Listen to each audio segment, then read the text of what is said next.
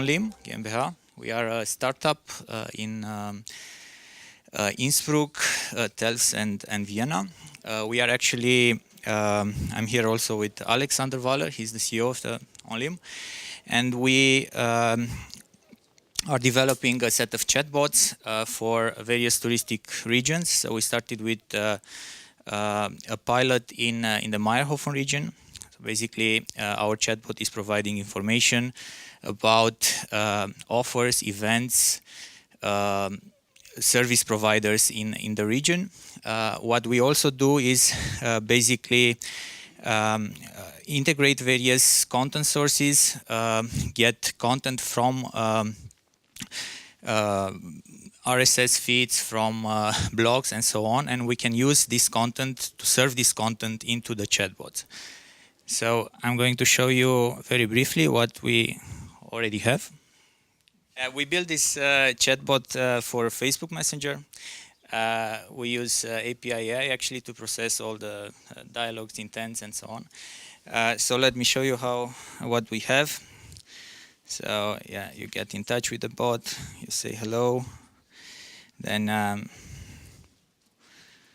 there are certain commands that we implemented, of course, so you get a set of menu. As I said, it displays offers, events, providers and infrastructure from the region. You can also ask, natural language. You type in text, but it also works with voice. So you can send voice messages to the bot and will reply. So is there?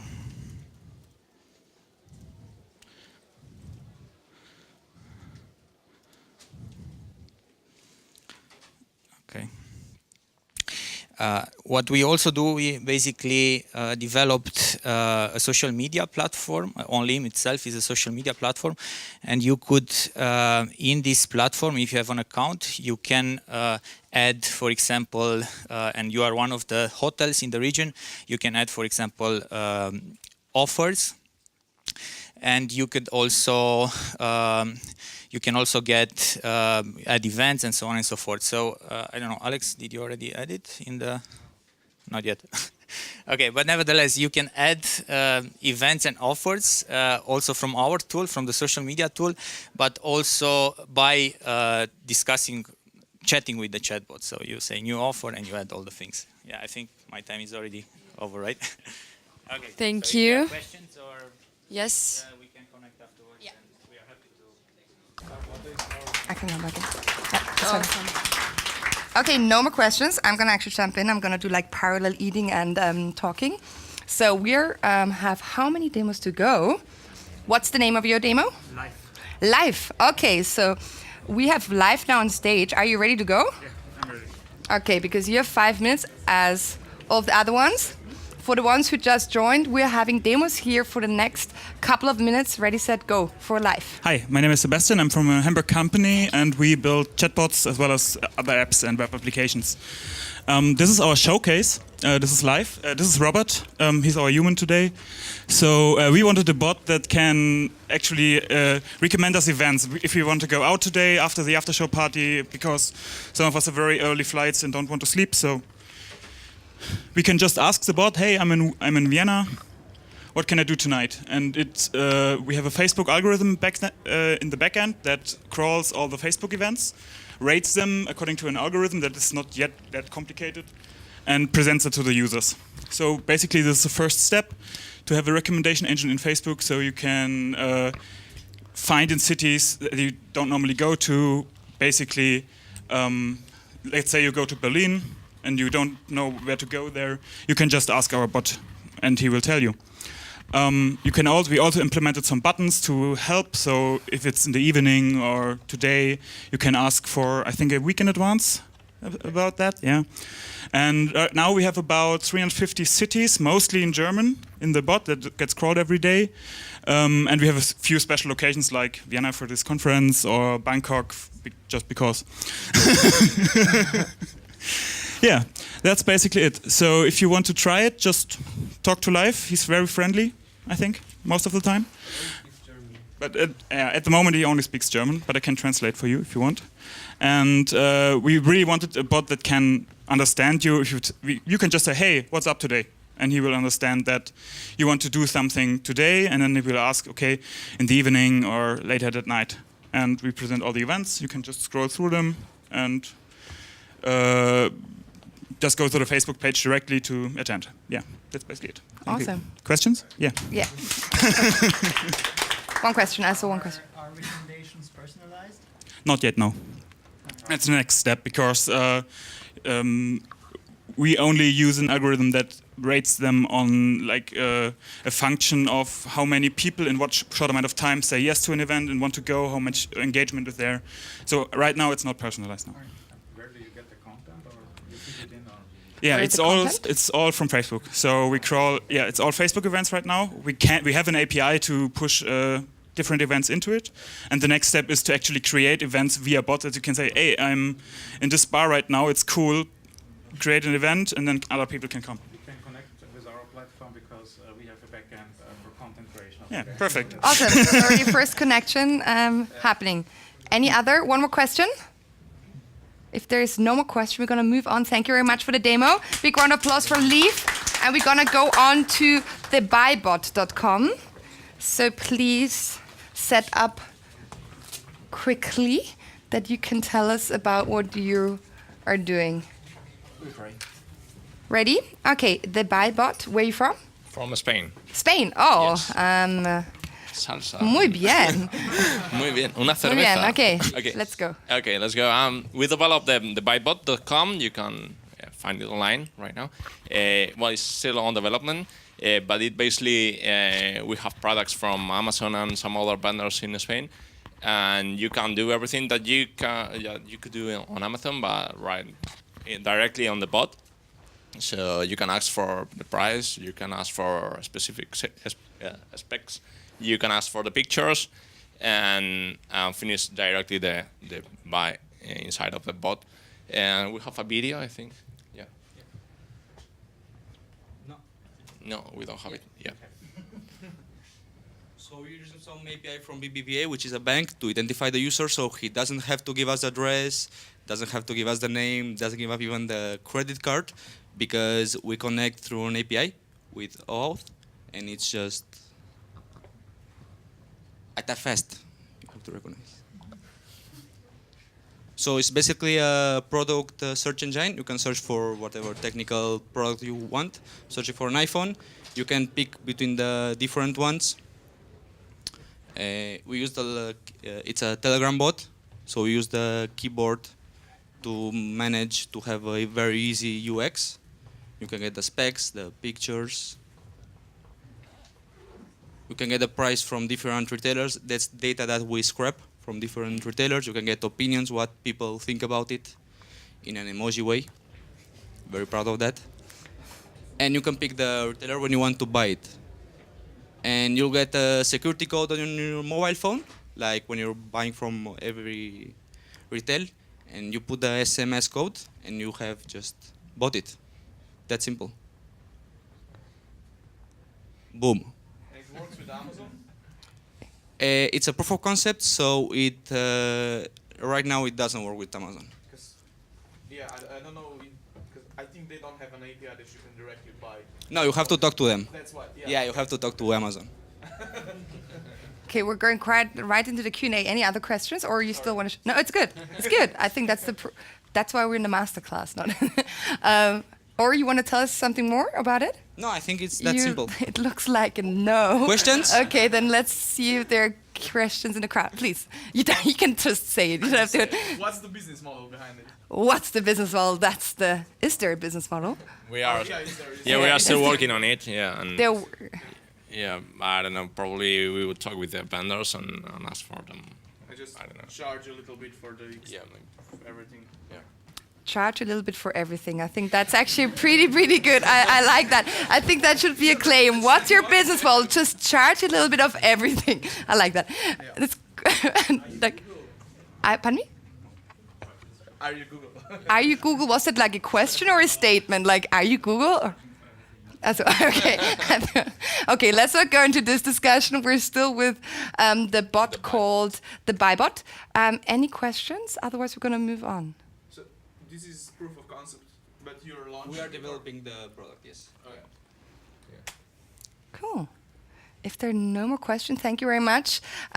Muchas gracias for the ByBot. Then we're going to move on to big round of applause. Yes, you can. You're allowed to clap. Botcraft.io. So please show us what you've got.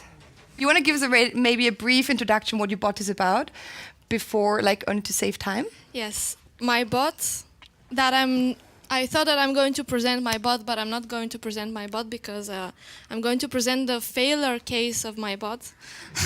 My bot is a bot expert on bots. You can ask him questions, and it's going to give you answers like use cases or why you should have a bot or the different bot platforms. And then I decided to pivot and do it specifically for this event. So I provided some resources on the talks, on the speakers.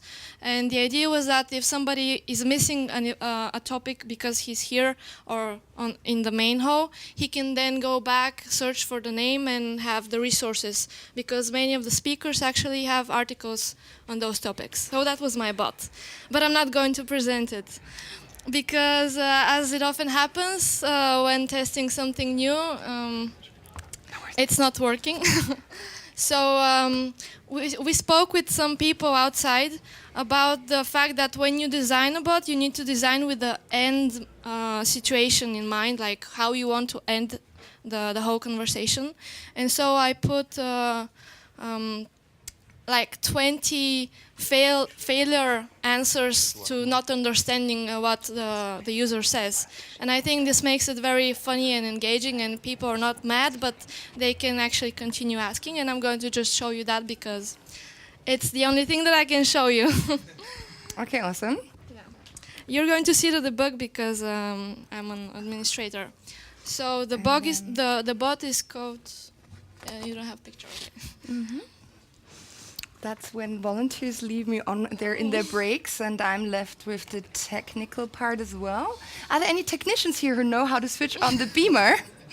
I know how to switch on the mic, but not the beamer. Anyone knows how to switch on the beamer? No. Then we have to wait for the volunteer.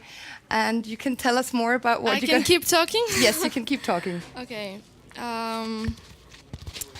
How many of you are developing their bots using wit.ai? Anybody?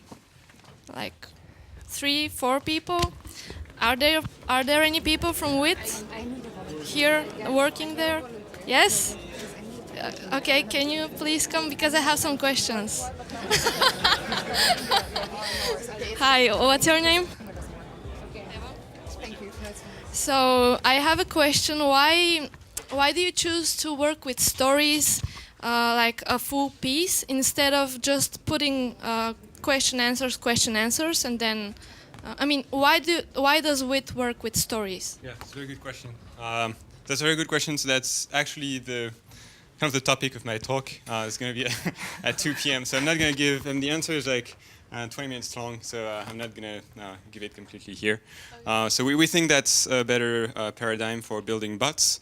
Not necessarily the most simple kind of bots, like the most straightforward ones that have like very simple specific use cases. But if you're trying to make anything that's a little bit more sophisticated, you will need a different approach than just hard coding everything and using like, the stuff that people have been traditionally doing. So I'm going to be elaborating on that point a lot more in my talk.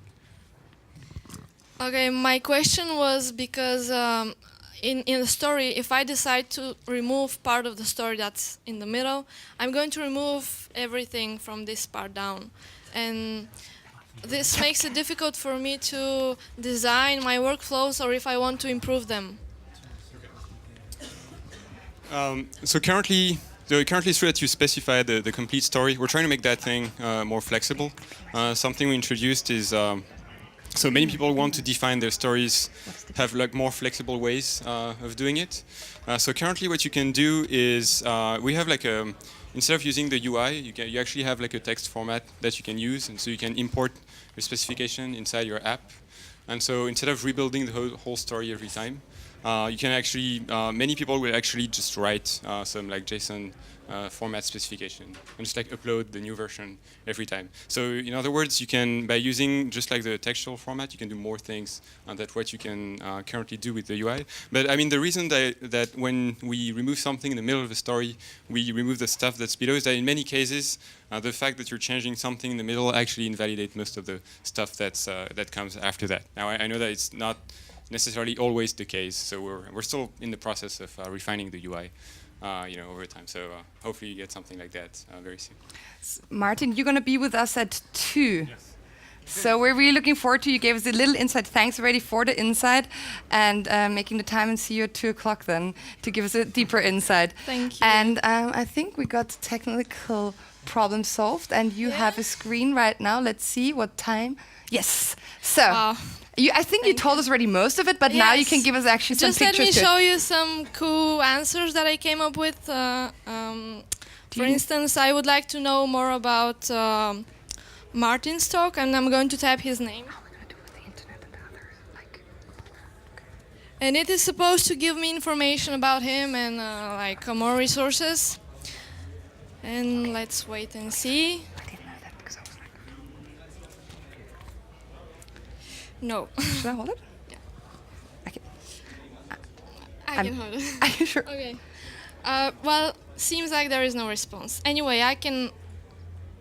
Yeah. So, I've put I'm not sure I got that. Can you rephrase? Or... there is... for instance, you are going to be able to see the schedule. So, if I type schedule... you are going to see the events.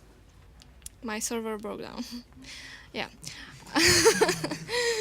That's why live demos for are instance, great. Yeah. Well, this is a live demo. A response like that, I can do that all day, listen and not understand a single word to say. Try again. It says that yes, this is a robot. It's not perfect, and you should not expect it to be perfect. But it's trying to do something for you. It's trying to keep a friendly tone, and I think this is very important, like cracking a joke here and there. Houston, we have a problem. The bot is not responding. Please abort the mission and start over. Or beep, wrong question, preparing to destroy this device. Get ready. 3, 2, 1, just kidding. And stuff like that. I think we should all design with the failure in mind and try to make it more easy for the user, because this is going to happen all the time. Thank you. A big round of applause for Eva, not only giving a demo, but also doing some entertainment in between, some interview, and coming here a long, long way. So if you have any questions, Eva is going to be around for longer. I guess you're not going to go right straight home for 14 hours. No. Okay, so you're going to be around, and we're going to switch to the next demo. And that's, if I can read the right, it's goodbag.io. Is it goodbag or good? Is it you? Okay, yeah. So Tode, please join me on stage. I want to present to you the Good Bag. It's the world's first smart bag, and it's, in my opinion, the best shopping bag ever. I can hold it. Thank you. Okay. So it looks like this. It has really cool designs, and it has an NFC chip, and you can go shopping and then just scan the bag at a cash register, and then you get some points. And why am I telling you this? Why am I talking about bags at a fucking chatbot conference? I mean, like, there's probably no connection, but we wanted to provide a really good way for users to actually check how many plastic bags they've saved. We wanted to make sure that users can get up-to-date infos on if they've planted a tree, for example, stuff like that. So basically, when you use the good bag, for every 10 scan you get planted a tree. And we wanted to reach out to customers in a really good way. So we thought about, okay, we're going to develop an app. So we're going to have an app for Android. We're going to have an app for iOS. And let me tell you that if you're an experienced developer, that's something that you would want to avoid, having to develop two systems, having to push constant updates. So that's not really fun. So we thought about, I read this really cool article about passive Internet of Things. So this is passive Internet of Things, is things like NFC chips, RFID chips, and stuff like that that you don't really communicate with. And we thought about, okay, how can we provide a really good interface to communicate with that? So we thought about, okay, how about making a bot, you know, because you can actually talk to your bag. I mean, how cool is that? You can just ask the bag, hey, where can I buy you? Where can I use you? Can I wash you? How many plastic bags have I saved till now? And this provides for a really, really, really good interface. Maybe we can can you talk in theory about what would happen right now? Okay, yeah. Let's try it, and if we're not, we can still follow it up if it's not gonna. Okay. If we're Can gonna you get hold the mic for me? Oh, sure. I'm professional mic holder. We're gonna do an interactive demo. So when you buy the bag, you actually get a leaflet, and the leaflet explains everything you can do with the bag. So the really cool thing is you already got a messenger code. So you can just scan the code with a messenger app, and then you get to talk to your bot. So you can just ask the bot, hey, where can I buy the good bag? Okay. It shows you, okay, what can I do with a good bag? Okay. And then it tells you, hey, do you want me to link your good bag with your account? This way, every time you scan the bag, you can get a notification. So each leaflet has like a really secure code that you can just take a photo of the code and send it to the bot. So that's a really cool feature that we developed, where you actually send pictures of codes, of barcodes, of QR codes, and on the server side we just scan. We do an intern scan, and we know what kind of a code there is. So you don't have to type any cumbersome codes. So that's even better than doing apps, because wow. It's a different computer right now. No, that's my computer. Is it your computer? Yeah, that's my background. Yeah, that was because you were giving such a great introduction that your computer said, okay, I can actually even do it better. Yeah, so how it works is basically you just... So you have to, should I hold your bag at least? Yeah, hold. Okay, so bag, tag. Bag, tag. So you can just... Oops. You can just type hi to the bot, and there's even internet connection. Hi, Yes. and it says, hi, I can help you with your goods bag, and then you can just quickly say, okay, I want to upload a pic. So I already took a pic of the QR code that I had, so I can just quickly upload that. And if you had an app, this would work like, okay, I'll have to put a library in the app for QR code scanning, or I'm going to use an external service. So then I have to recognize the code, I have to read out the code, I have to send it to the server. But in this way, it's much easier because you can just upload the photo of the code. If Give there us- was an give internet, us- the give good us an the insight. good bot will actually tell you, "Hi, do you want me to connect your bag with that code?" And then every time you scan your bag at the cash register, you get a notification. So earlier I mentioned when you scan the bag 10 times in a shop, that means that you actually plant a tree somewhere in Zambia or in India. So that's a really cool way of getting in touch with customers. And if you want to talk to me later, I'm also part of a Lemmings program. So we got an inspiration for the bot out of the Lemmings incubator by Tosh. So stick around, and if you want to know more about it, just come talk to me. Thank you. Thanks. Big round of applause for the Good Bag IO. And we're going to have two more. Let's make this work. Two more to go before we're going to go straight into the afternoon session. Thanks for the insight. Let's have our fingers crossed that... Ivan. Where are you from, Ivan? I live in Zurich right now. I'm Zurich. from Ukraine. Actually. Oh, he's from Ukraine, lives in Zurich, is in Vienna right now. So, And I'm introducing myself. oh, awesome. So hi, I'm Ivan. I'm a software engineer by trade. So I wrote software for a couple of years, and for over 1 year now, I run a tech recruiting company in Zurich. So I try to match software engineers with great companies, and I'm interested in making this make suck less, right? You all know recruiting is really bad. You get spammed on LinkedIn, and you're really unhappy probably with recruiting in general and how headhunters behave towards you if you're a software engineer. So the problem is that hiring costs are the second biggest expenditure of companies after the salaries. So recruiters take billions and billions of dollars, and their processes are both ineffective and inefficient. So why is it that still we don't have AI and machine learning replacing this mess?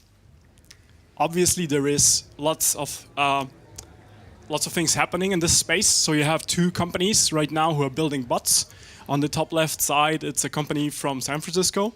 They try to focus more on the candidate side and, well, assist the candidate to go through an interview process. And Syra, on the bottom right, it's from London. It's from in the batch of Entrepreneur First at the moment. They focus more on the company. And if you have any idea how they're doing exactly their recruiting work, please talk to me afterwards, because I couldn't find any public information how they actually work and how they do the matching and what is behind. However, since I worked as a recruiter, I know how the process works. So what a recruiter does is essentially he captures meta information about CVs and job listings and tries to match this information to each other.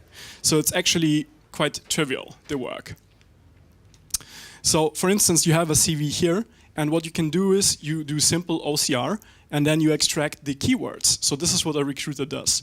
Then you see, okay, like the minimum duration of the company is 3 years and maximum duration is 5 years. Then you can use fullcontact.com, an API to get Facebook, Google+, and other information, and enable the recruiter, well, the in-house recruiter or HR, to call the person directly or, well, see everything in one spot. So this is what I'm building right now, exactly.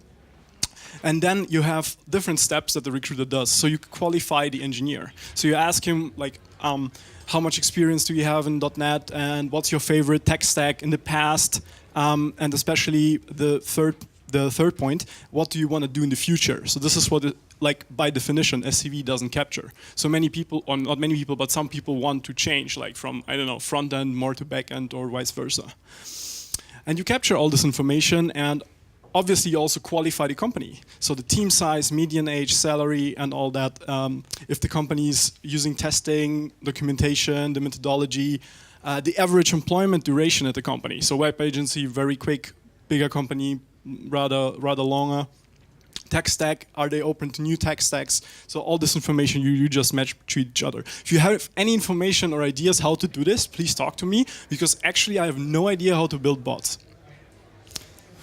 So there is like a other test that you can do, obviously. The Drell test, very famous, qualify a company, you have it on Stack Overflow. And yeah, that's about me. So please reach out on Twitter or talk to me afterwards, or go on this my Medium page. And yeah, this is my idea. And build a bot for you. Yeah. So do you have any questions? I think we're running out of time in a second. We have one more to go. Is there one question out there? No, I think there's no question. Thank you very much. And we're going to move on. Big round of applause for Ivan. And now we're going to go to ChatBotDaddy. My name is Matt. Hi, I'm from Bratislava, Slovakia. And I got really excited about this conversational interface. And I decided that I want to test it, how it will perform on the web. So basically, now how do I control it? Because I don't see it here.